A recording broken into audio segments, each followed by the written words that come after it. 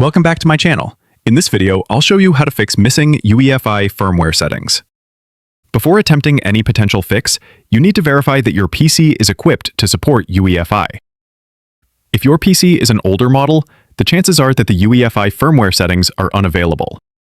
To verify, press Windows plus R to open the Run Command dialog box. Type in MSINFO32 and click on Enter to open the System Information screen and locate the BIOS mode.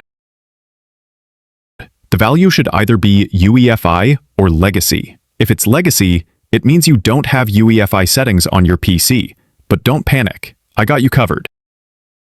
We start by pressing Windows plus R and then type in Control and click on Enter to launch the control panel.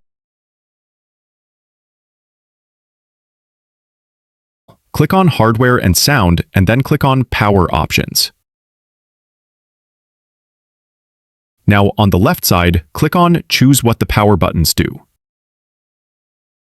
Click on Change settings that are currently available and then uncheck the entry that says Turn on Fast Startup and then click on Save Changes. Reboot your computer and check if the missing UEFI firmware settings issue has been fixed.